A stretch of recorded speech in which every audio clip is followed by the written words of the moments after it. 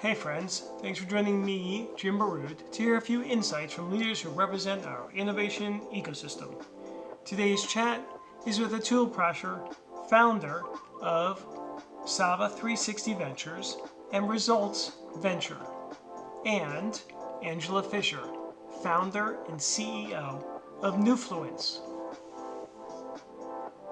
Let's get started. Angela Fisher, thanks for joining us. Kick us off here with an intro. Sure. And thank you, Jim, for having me. And I'm super excited for this conversation with you and Atul. So my name is Angela Fisher, and I'm the founder of Newfluence. We are an end-to-end inclusive micro-influencer marketplace that provides the tools to help brands and startups access and resonate authentically with their broad customer base. And so we do that through collaborations with the largest community of micro level creators. And as far as my background is concerned, I have 10 plus years of experience building and launching influencer driven brands for MTV, VH1. I was served on the launch team for a new network that's now called BET Her, where I was the head of talent or influencer relations. So my entire career has revolved around influencers, creators at the emerging to the celebrity level. And I've worked with brands ranging from McDonald's to the creator platform, Patreon. Wonderful. That's a great background. Okay, Atul, go ahead. Love it. Thank you so much. Thank you. Wonderful to meet you as well, Angela. And James, always good to see you. My name is Atul Prasher. My career has been around tech. I was in the music industry then, and then now I'm in ventures. So we invest in companies, and that's kind of the aggregation of all of it. I'm blessed to delve into projects. We invest in tech plays in entertainment, media, and sports across the board. We have some kind of equity things we like to give support initiatives in that space as well. But I run SAVA360 Ventures, one of our portfolio companies under the KMH Group umbrella. And we go deep in this tech space. A lot of the sports leagues, a lot of celebs as well that we kind of work with, and excited for what's coming. There's a lot of opportunity ahead of us, and it's going to be really fun. Wonderful, thanks. That's why I'm really pleased that we could have both of you, because you come from a certain perspective and investing perspective, and Angela's come from the marketing and branding and creator influencer marketing perspective. So let's talk about what you're seeing. You guys, again, have been in your industries for a few years now. Entertainment, media, influencers, everything's blowing up right now, right? It's just an amazing time on all the platforms particularly. So let's see, let's start with Angela. Talk to us about how you've seen sort of your space over the past 10 years or so grow. Yeah, so it's really interesting because, again, I was in television. So, working at the networks, and our, influencers at the time were solely artists and celebrities. And so we've watched this entire paradigm shift happen where that has broadened out to social media celebrities now. I call them celebrities because they have rabid fans just like, the traditional celebrities do. And so what's really interesting about this term of creator, influencer, and celebrity is that there's no barriers to entry anymore in the space, right? So to be on Beyonce's level, there's like barriers to entry, for example, but to be Lilly Singh, there aren't. Right? Lilly Singh started out as an YouTube creator. And so that is one of the big shifts. But with that, what I have seen, there's many more creators in the universe, right? So there's so many, you can't keep track, where entertainment seems to be a little bit more finite. So this is the reason why we're seeing an influx of platforms to help brands, just kind of collate all of this, right? Brands and startups, they're understanding that influencer marketing in general is a great way to resonate authentically with their audiences. And so there's so many out there, like, how do you find them? How do you aggregate them? How do you activate them? So that's one end. But then in recent years, the importance of, and I'm using it interchangeably, so I apologize. So creators, the creator economy, where creators are making money for themselves. So years ago, it was just, hey, post this, piece of content and we'll pay you. Well, now you can monetize your own audience. And I think, this is what has jettisoned the creator market to what, $100 billion. It's massive, but this is increasingly more important for creators in this space to be able to run their own businesses, make money in various ways, have various opportunities to make money. That's great. And while you're there, you mentioned Lilly Singh. Tell us, just for those people who have not known her, tell about her rise just a little bit. Hilarious. She's hilarious. Go ahead. You do it, Angela.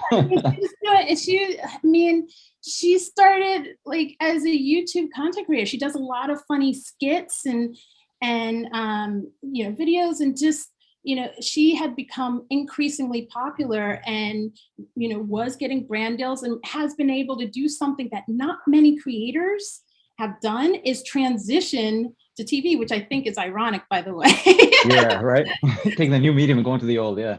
Given where linear TV's at right now, but so but at least they're streaming. But yeah, so she's just had this meteoric rise, and so now she supports her. I've seen her content actually feeds into her show, and she's just kind of created this powerhouse. Not only that, she gives back. She's girl love, right? So it's cultivating, the next generation of women, entrepreneurs, whether you're a creator or a small business owner. So, if you check her out late night on NBC. Yeah, that show's still on. That's great. I didn't know that. It's coming. Yeah. And I'll jump in there because she's South Asian, right? And I'm South Asian. So the reason she resonated is she would take our we had ridiculous childhoods. I'm just gonna put it there, right? I did a whole pod on this last week, and like our parents would come by. I'm like washing one cup, do 15 calculus problems. What the hell? So like, you're like, okay, that's the kind of stuff that was ingrained in us. You're learning it. So she would joke about that, and it resonated with first people from our culture. There's a lot of those folks in Canada, where she's from, and then everyone else is like, okay, I like this kind of. We can all relate to this. Our parents expected a lot of us, and they pushed us. And then there's some funny stuff here, and she would play all the characters. So that's why she resonated. I'll jump into. So yeah, thank you for bringing that up. I'm a big fan of hers. I look at. Okay, so you brought it up. So let's think about this from the entertainment perspective, and everything's entertainment. At the end of the day, it seems like tech and entertainment is driving everything. So think about this kind of fact, and I'm thinking it's probably at least 5 years, if 10 years, probably even the last 5 years. All the content and information that's ever been created is the volume is far superior than all the content that was ever created for the thousands of years before that, because of all the platforms that you just mentioned, Angela, right? And just think of all the new platforms that we're creating. This last 10 years is going to be a little siloed section of what's going to be created moving forward, because now we're talking about digital worlds as well, and I'm layered in with our physical world. And I'm embracing it. I shunned it 2017, and now I get it. I'm on board. Thank you, everyone that's pushing me in that direction, and I'm all about it. So we can go. Let's stay in entertainment for a moment. We really wanted to focus on, hey, let's create content for people that look like us, and then because now we see a shift in the model as well. So Netflix changed that, and it's not just about the streaming thing. Now you had the Shonda Rhimes, who killed it on ABC, right? She with her amazing show after show. I think Grey's Anatomy, then Scandal, which my wife and I just love that show, Scandal, and then all those kind of shows.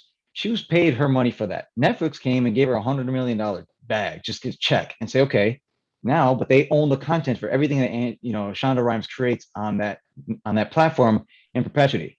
Just think that, what was the show, Bridgerton? I mean, that's the first show that came out of her. That show alone is probably worth 100 mil. So Netflix completely shifted the models. What they're doing, and a lot, I think Disney and Comcast, Viacom, they're all following suit. We can just give big chunks of money up front to some folks who we can bet on. Let's not take those random bets. Let's take big bets on a couple individuals and then roll out, and we can own that. Because Netflix, so you can see any of their original shows, they've created little commercial break areas that whenever they license it back, which I think they will as a model at some point, license it back maybe to airlines that may start that, or other traditional legacy channels. That might be a thing they do as another revenue stream, because they do have to diversify. They're now getting to merchandising, because Disney has the true, flywheel effect, where you make a Marvel character, then you can have a ride, you can have the movie, you can have all that in the merchandising. Netflix is now starting to get into merchandising. So entertainment's fascinating, and get in where you fit in. I'd like to tag on to that, because I think what you said is very interesting from a content creation standpoint. And even what you said, going back to Lilly Singh, right? So the content that's being created now is diverse, right? It's more diverse. It's telling more stories. It's creating that window to understanding to other cultures. And so we see that in, Shonda Rhimes, I think she's one of the trailblazers in it, because we could see ourselves, no matter what our background, in roles as doctors or, in loving relationship, whatever it is, right? But we also see it in Squid Game, right? Or other types of, probably, that's a little, intense, but we see these stories being told, and there is a story being told in that particular film. But, that's what I find that's really interesting about the shift in entertainment, because creators, it's not only Shonda Rhimes, but these types of content creators are able to get their content greenlit and globally. Yeah, I love it. There's a global play for everything now, which is great. You have to think that way. May I say one more thing? So think about it. So we from America, we have this centric view that, and I do too. I'm born and raised here, so I love it. I'm from Chicago area, I live in the New York City area now, and now New York. We know the story where I moved to recently, but we have this view here, and think globally, because and I've said this numerous times now in the last week. It seems by 2030, the largest drivers of consumption will be China. It's been us, because we're a consumption economy here in the US, right? And that's everything. So think entertainment falls right in line with that. By 2030, less than 10 years, it'll be China. By 2045, it'll be India. So within 10 years, less than 10 years, it'll be the first time ever in decades that the Western cultures, the Western hemisphere, are not driving consumption and pushing content out. So it's going to be a truly global play. So if you're aligning yourself as a global brand and want global access, think along those lines as well. And I think we also have to, there's a lot of questioning, but I love having this conversation. So you can ask I was like, but to your point about the globalization of content, it's also the globalization and diversification of consumers. And so that's what we're really talking about here. And so when we're looking at, I'll keep it US based right now, but even in the US, we're looking at a consumer base that is changing. It's evolving, and so everything is going to start tying into that more, or brand startups, networks, streaming services.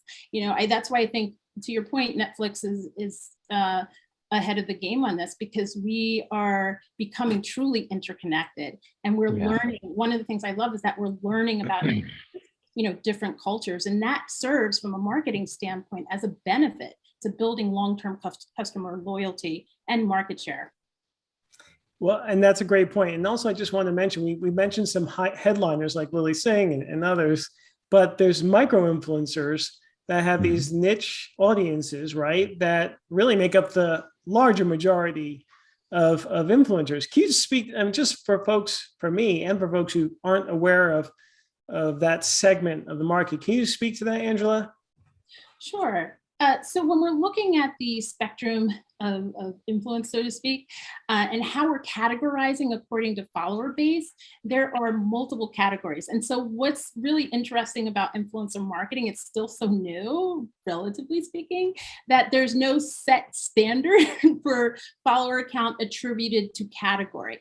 So that being said, we have nano and micro. So depending where Newfluence stands, for us, it's 1,000 up to about 250,000 followers. So creators in that space. That's nano or micro? Micro. So it's the combination. Yeah. Okay. And so depending on who you talk to, it's one to 1 to about 10K for nano, and then 10K to 200 for micro.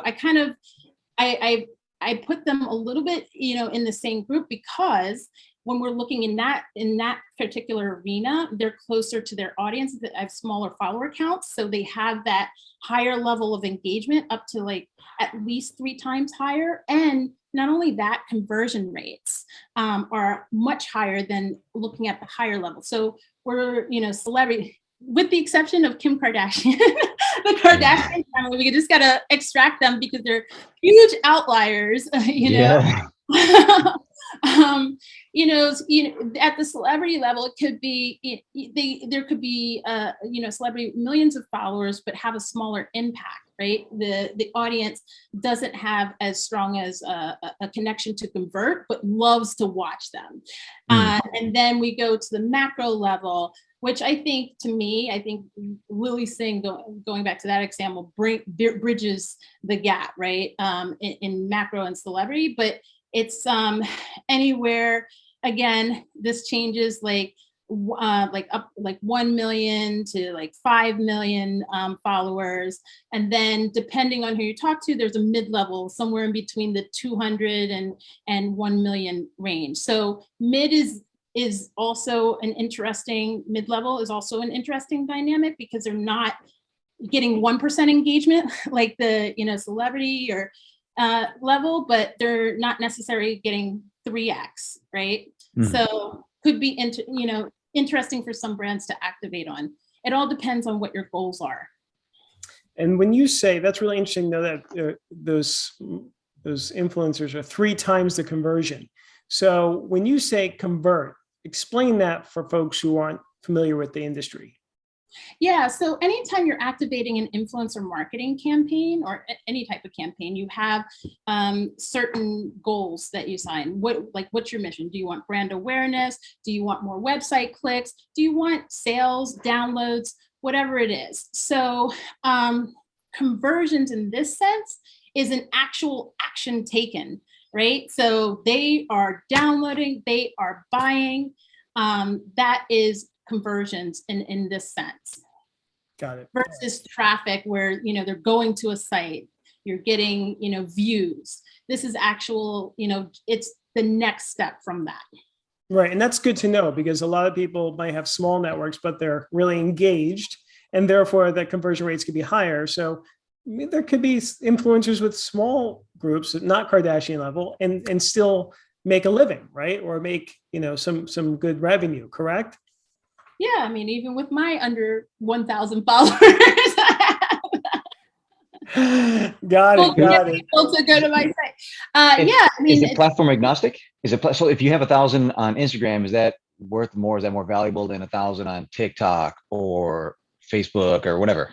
It's a great question. So with TikTok, it's more, the irony is TikTok, the higher number of followers you have, the higher the engagement. So it does range per platform. However, the conversions, and in terms of ways to activate creators, influencers, in my opinion, Facebook, Instagram are still the leaders, and that the research shows that as well. And I think part of it is because of the way user-generated content, the way brands can apply user-generated content to their campaigns, as well as activate the influencers. I agree. And as TikTok, it starts integrating more marketing and advertising, their algorithms are out of this world. It's beyond what we have here. We led the last 12 years, right? And the US has, and Mark Zuckerberg and all these folks, but that tech is amazing. I like this too. Okay, yeah, you're right, I do. And it's addictive, right? You can go down the rabbit hole. I think between TikTok and Reels, I've had to pull it off. Yeah. yeah. But there's the ability to convert on obviously, like there's huge there's the ability to convert in a large way on TikTok, things that have gone viral. I think it's like the hot fried chicken, Kentucky fried hot fried chicken that sold out, like just people doing, TikTok videos of crunching on that. And, Yeah, it's crazy. It's crazy. Yeah. Let me dive into, you mentioned Reels there, and I heard a podcast recently about Shorts on YouTube. Do you see migration from TikTok into these other platforms which are offering similar types of scrolling video formats? Oh, sure. So I don't see migration. I see addition, right? When you look at even going to an influencer marketing platform, there are creators that are on multiple platforms, and it's all about what is working well for you, right? So to me, what I see is, okay, if it's a way to increase their audience and potentially make money, then it's on the table. What works best for them and what their capacity is, right? Because when we're talking at a micro level, it's kind of your one man show in some cases, and then at other levels you may have help. So I think that the curiosity around platforms will still be there, and it's just a matter of show and prove. Got it. Let's talk about funding. Atul, you obviously have your eyes on so many. Funding, let's just talk about funding of creators and influencers. That's one, right? But you're doing other stuff in media, entertainment, blockchain, crypto, yada, yada, yada. Talk to us first about how you're, viewing this influencer creator market, and then let's get into other things around entertainment and media. I think it's phenomenal, right? So as of last year, we saw, I don't need to go through it all. We all know what happened. There's an influx of capital. Right? Capital is cheap. We are now in an inflationary period. I'm not going to go down that deep dive. That's nerdy. And that turns me off too. Inflation. But it's happening, right? And now that you have now that we opened up our borders to everyone can travel here, there's going to be a higher demand on less supply. So just expect that to happen now. But what's happened is, tell me if I'm going to answer your question, because I'm going to go in deep. There's so many different directions here. Tremendous amount of capital is poured into this space, so higher valuations were put on things. I don't know if I'm not going to say to pick out particular companies, but they probably didn't deserve those valuations, right? But there was this kind of, us in our space, we have this kind of, hey, fear of missing out mentality. It's true. Hey, if that's what's going, and if everyone's jumping on that boy, we need to know. There's a ton of money being poured towards AI, ton of more, AI tech is now in everything. Before, they were tech enabled. Now it's tech first, and then it's healthcare. That's what's going to be the future, right? So anyone that looks at these top tech stocks that have performed extremely well the last 15 years, I think their moats are pretty solid for the next 15, 20 years as well. I know inflation usually hits on tech, but just think about how many things, tentacles, tech is really getting into, and it's industry agnostic, it's hitting it. Now, with the influx in capital, a lot of ideas are getting funded. So I would think like things like crypto and blockchain, that's like VC in real time. So let's look at, in our space, it's usually 8 to 10 year horizon. You're in a company, you're running a fund, and you're with a particular company in that fund, several companies, but 5 to 7 years. You're trying to help them get traction, scale, boom, get it out into the market and find its home and its customer based. Blockchain side, okay, that's our incubation period is 5 to 7 years. You jump over into this crypto space, you're learning in real time. So there's a ton of, because it's a global play, ton of money being poured in. So things are working and breaking immediately. You find out, you pivot, you figure it out. And that's what's fascinating about the space. But then with that, there's a tremendous amount of volatility, which we all want to play in. We're just suckers for it. I'm really interested in the space just because there are some extremely innovative products coming out of it. And I love it. So it's teeing up, and let's take this further back. So millennials were shellacked in the equity markets. Let's just say that they saw 2008, they saw 2017 crypto crash. They saw what happened last year. Like, I can't make money here.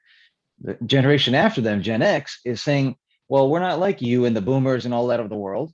We don't have to wait 5-7 years to see the true valuation in a stock I trade in or an asset. I'm going to get in and get out in 3-4 days and months, and we're going to get our value. That's their mindset. In many ways, it's worked for them. Many ways, it hasn't. So I just hope a lot of these folks, as they come in, it's brought in a lot of new investors into the play. So a lot of volatility. but I do hope, I think hopefully long-term they learn their lumps. I've lost a lot of money in the market. I've net positive, so that's been good.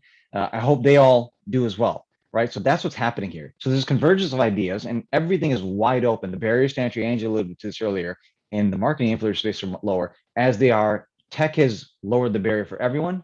Now you have folks like Axie Infinity in the Philippines came out of there, where people can just sit home and play video games all day and earn coins in there. They can then cash out for real money in real life. We would hope that would bring some sort of socioeconomic equity, and it will. But then to enter into the game, you have to own 3 or 4 tokens, I believe, which are $400. It's about $1,500, $1,200 to get in. So what's happening is people who have that kind of money are buying those, and then kind of like a taxi medallion, they're letting other people use them, and they split the profits 50-50. So you're still going to have, it's not really, yes, the floor may be rising as far as people not, the income levels, but then there's still going to be the parity. So that's the thing we have to solve. But I think crypto generally could solve a lot of that. Let me get out of my nerdy dive. You got us. Well, sorry, I keep going. What's interesting is, there's people that span everything you've just spoken about, right? Crypto influencers who are entertaining, right? You've just covered all those bases, and I'm sure they're, having great sort of followings and are monetizing their followings, right? Angela, are you seeing that in your circles?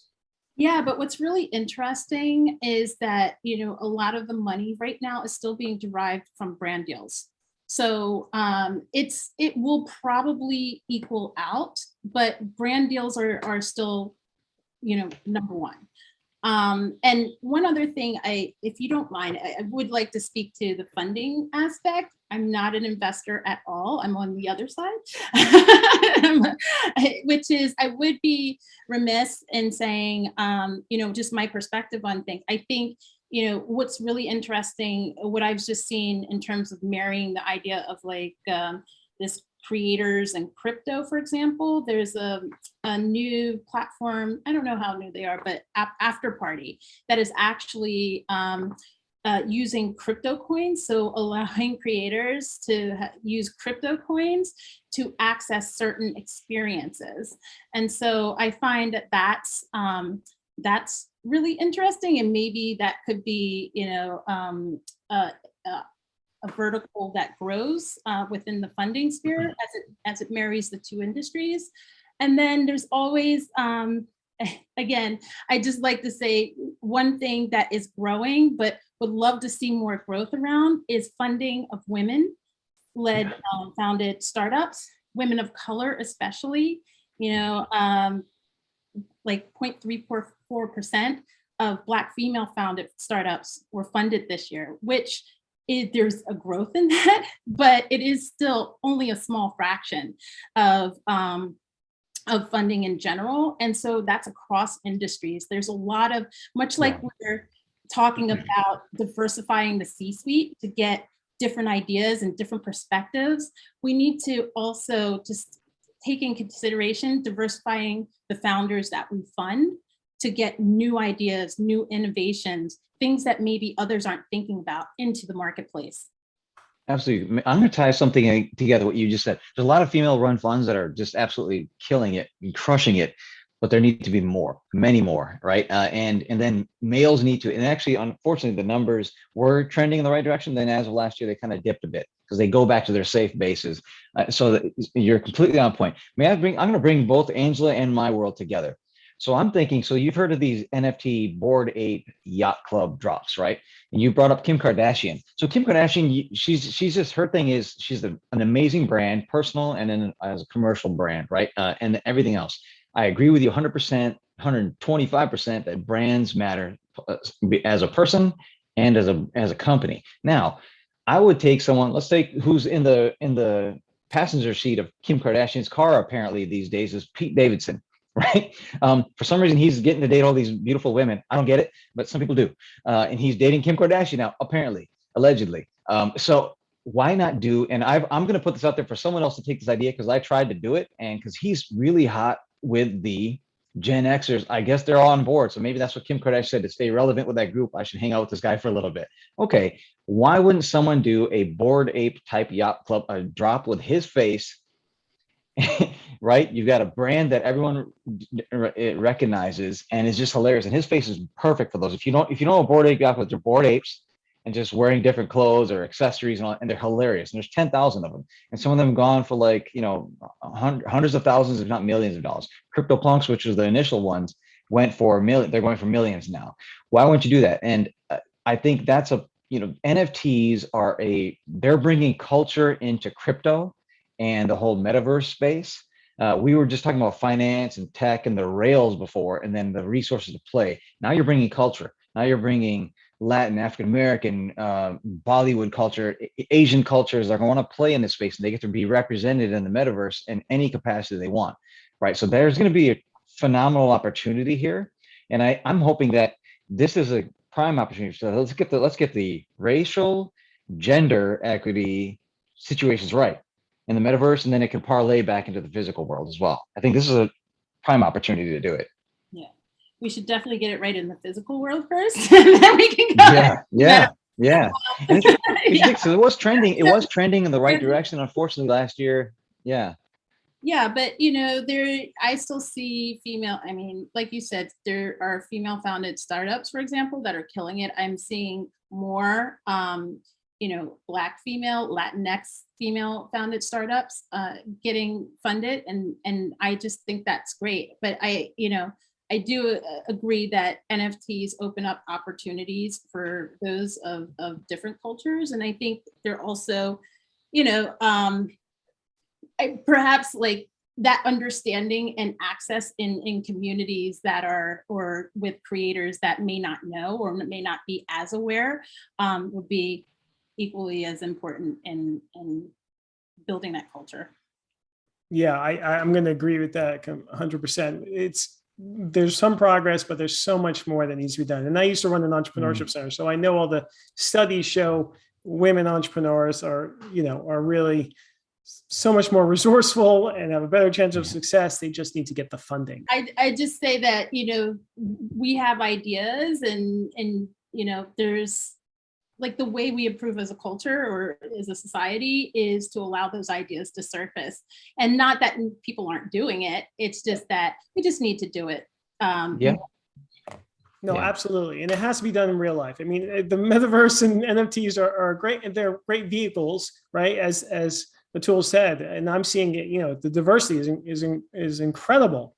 It's just, it needs to come home, right, in real life. Yes, absolutely. For equity to happen, We try to put I think there's two initiatives we support: gender equity and sustainability issues. We try to put 4 to 6% of, and personally and through the group, and towards those initiatives.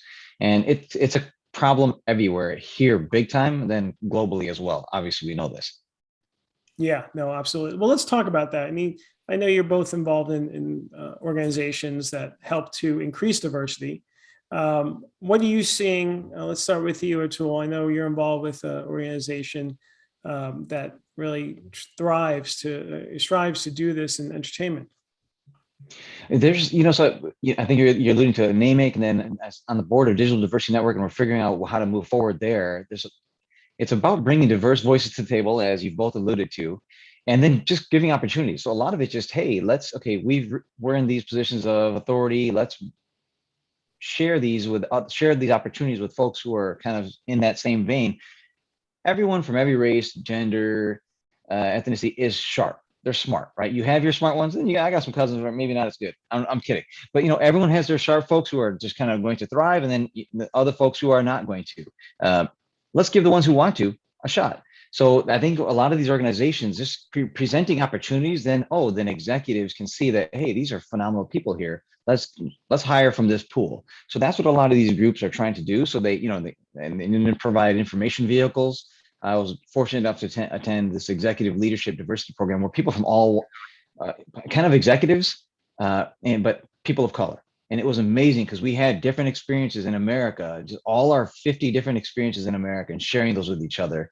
And then I brought that back into my business and personal life, right? And as did all the folks, and I'm still in touch with a lot of those folks. And it's just amazing.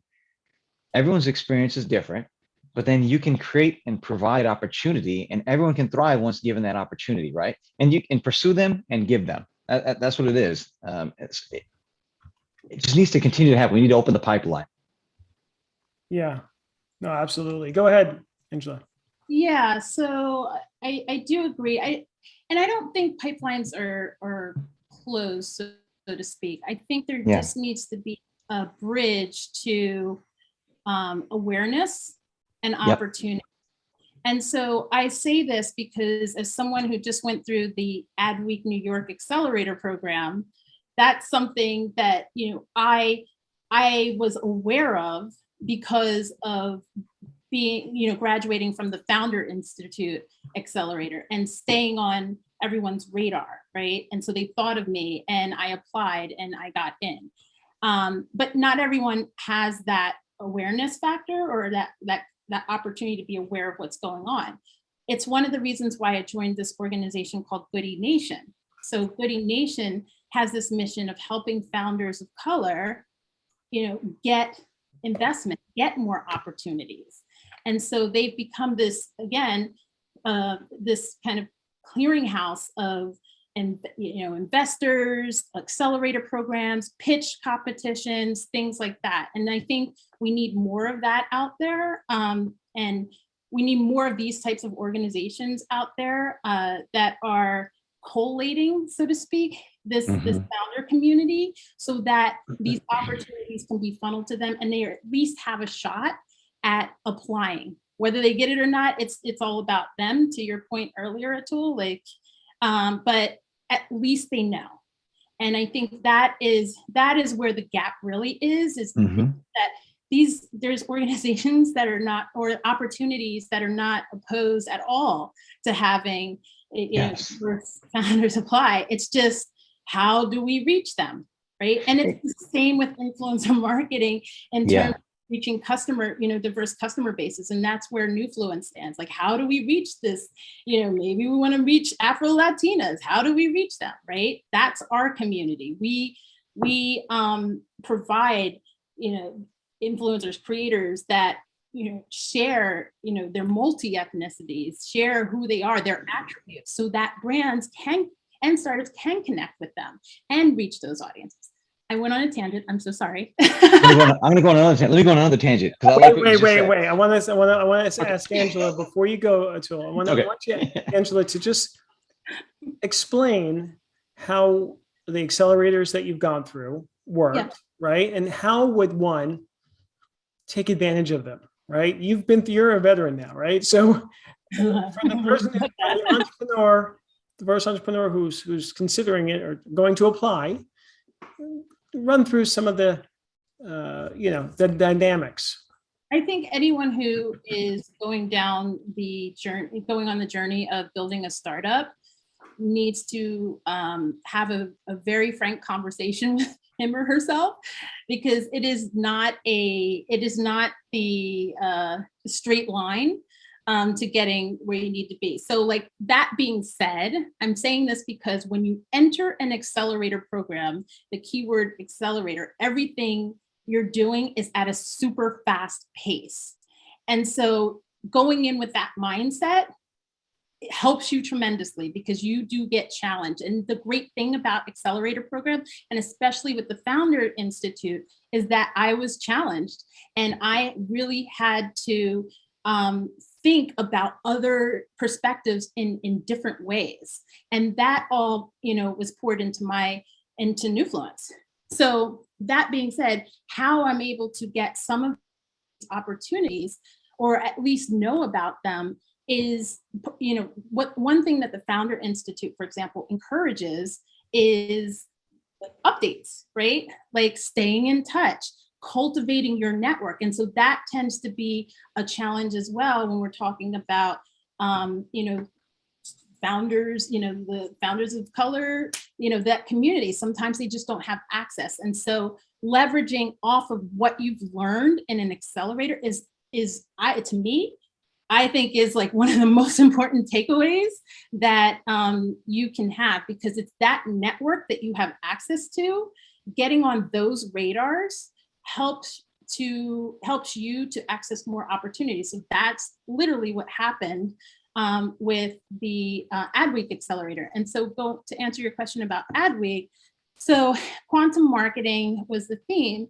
And it's just looking at the fifth paradigm of marketing, where we're looking at all these connected devices and how we're reaching consumers through these connected devices, whether it's through influencer, whether all other ways. But we had an opportunity to talk with leaders and learn from leaders in the marketing and advertising community. And so it was a one-day accelerator. It gave us, we had almost like speed dating, so to speak, where you get to connect and talk a little bit more, you get feedback. And, to me, that was just such a rewarding experience. Not only that, the follow-up, to really close the loop on it, is that we had the opportunity to connect with them afterwards and stay in touch. So I think that, just going back to that point is that, putting yourself on radar, leveraging anything that you learn from these accelerator programs, like really, really, if they say, you have access to the community, access it, right? Keep everybody informed of what you're doing, and then just keep pushing forward. I think, that is one of the I guess the best advice that I can give, or the best insight into that journey. Yeah, no, that's, and just let me sort of summarize, because accelerators can be one day, could be a dozen days, could be 6 weeks, could be 12 weeks, whatever the acceleration phase or the timing is. Those are great tips, Angela, to sort of take advantage, network like crazy, and then follow up. Go ahead, Atul. No, just to culminate, people, when they're hiring or bringing, they hire from the circles they're familiar with, because there's a trust factor there, right? Those circles, we just need to expand those circles, buy opportunities of what you just discussed, and those other things. So even just very quickly, venture community, venture funding started in the 70s in Silicon Valley with, a few individuals who were mostly white and a couple Japanese folks. And that's also because they're tech friends. They said, hey, we're going to invest in our friends who we trust. We know what they're doing. We know their work ethic. We'll just invest in them. And it just kind of kept expanding like that. So then you saw like certain types of folks getting a lot of the funding because they would just invest in their friends. Or then if you came out of Stanford or wherever, you would just invest in folks. Okay, Stanford has a pedigree. I trust what's coming out of there. I'll just invest that way. We are seeing opportunities now. It's expanding beyond that. The circles are expanding, so opportunities are coming along with it. That's all I want to say. Yeah, no, and you could get education from anywhere, right? Yeah. Everything is free. I mean, it's essentially free in the internet, so there's no excuse. Beautiful. You don't have to go to Stanford anymore. And you probably never had to. You could have realized success wherever you went, as long as you were proactive and really listened to advice and got a little lucky. So it's that's the reality, and that's a billionaire's daughter or son and a poor person's daughter or son should have access to the same information, and they can change their life, right? That's internet. Absolutely. Okay. I just want to make sure we got this. Someone asked about the Goodie Nation. Is that what it was that you belong to? GOODIE? Nation. Yes. Nation. Okay. And then Founders Institute, Adweek Accelerator. Okay, great. So why don't you share with us just one thing we should all know about the creator economy? Go ahead, Angela. Oh. Why is that first all the time? Yeah. So one thing we should know. So one, it's growing, and if you're coming from the perspective of a brand, creators, and you want to work with a creators have expectations in terms of mission alignment, right? So one of the things that creators are looking for now more than ever are brands that understand who they are when they want to work with them. And so, and it sounds like a no-brainer, but you would be very surprised how this still comes up. We just did a survey on this, and with our community, and it's still, like about 51% of our community is like, the way brands approach us. They don't understand, don't fully understand who we are and things like that. So I think in order to benefit from working with creators, if you're a brand, then definitely, keep this in mind, that relationship should be looked at as something not transactional, but more long-term and mission aligned. Nice. I'm going to double down on what I said earlier. So it's truly a global economy, right? And so just think we're driving consumption here right now. 10 years from now, it's going to be changed. So that's going to provide us access. So cultural influences from all over the world, us moving out, incoming as well. So just play in those lanes. And there are opportunities that's opening up access to capital and opportunity. Play in those lanes. That's great. Now, Angela, just can you dive into that a little more as far as what are the ranges of money that people can earn as being a micro influencer? Yeah, this is it's always an interesting Yes. which is one thing that we're developing at Newfluence is a pay rate calculator, because it varies. So one thing that my mission, and just given what I've learned throughout my years of experience working with the gamut of creators, is that there's always a negotiating point sometimes. But you don't know if you don't understand what the average is in the market or understand your value. And that's on both sides.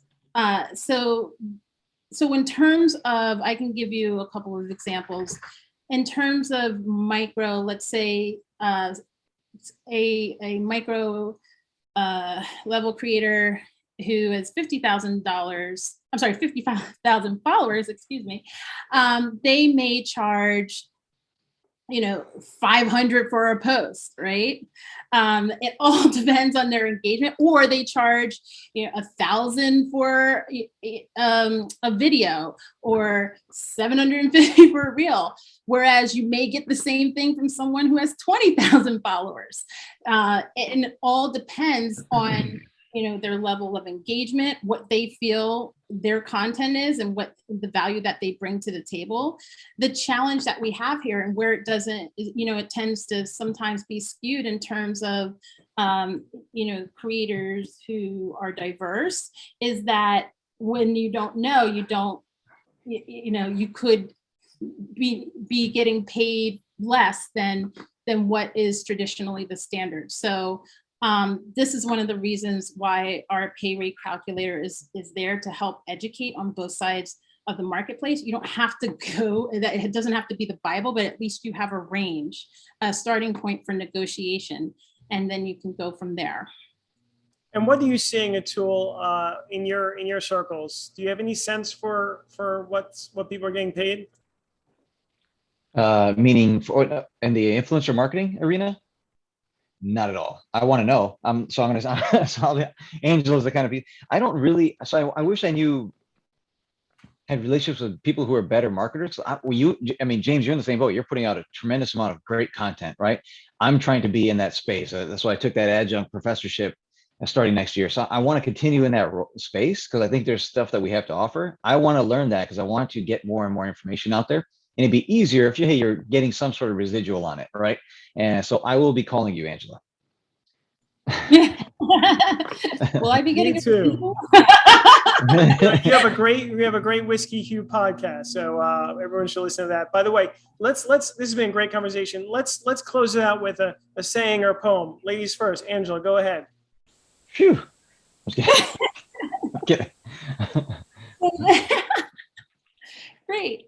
So this quote really resonated with me. It's by the author, goes by the name of Aubrey Graham, if you know who that is. Sometimes it's the journey that teaches you a lot about the destination. Like it. And nice. For those who don't know who Aubrey Graham is, that's Drake. Wonderful. Nice. Thank you. Atul, go ahead. You asked for one, so I'm going to give you two. That's how I roll. I'm sorry. So, this is one it resonates with me. Yesterday is not ours to recover, but tomorrow is ours to win or lose, right? So frontier ahead of us. I'm going to give you one. So when I mentioned I was in the music industry for a while. So I used to write music and sing on it and produce for a lot of urban artists and Bollywood films and a bunch of shows here on the major networks. One time, my wife and I, we were walking in Soho, and when Dean and DeLuca was still there, unfortunately, RIP.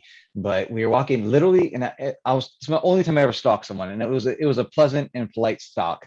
All right, she was humming a tune that I had produced, and it was in a show, I think CSI New York or some show, and she was humming it. So it was a Thursday or a Friday, I think, and it used to air on Wednesday nights, I believe. And she was humming a song, and I thought it was my song, so I just followed her, and then my wife was with me, so I wasn't being weird. So and we very clarified, but I never told her. It just made me feel amazing that someone was happy. She was going about her day, this shopping for fruit, whatever she was doing, and just going about her day. And the quote from that is, I was a big Brown Sugar is this film. It's about 20 years old now. Taye Diggs and Sanaa Lathan. Big fans of theirs. And it resonated with me because I knew a lot of the people involved with it from the music aspect. And he had this perfect, it was like, you are the perfect verse over a tight beat. That line has stayed with me forever. And I used to work on, I had it listed when I was producing music all the time and performing in the studio. So, and she exemplified that in real life. That lady. Don't know who she is, but God bless you. That's a great story. Atul, Angela, thank you so much. This has been a lot of fun. Thanks for joining us. I hope you enjoyed the show. Please like it, leave a review, and subscribe. See you soon.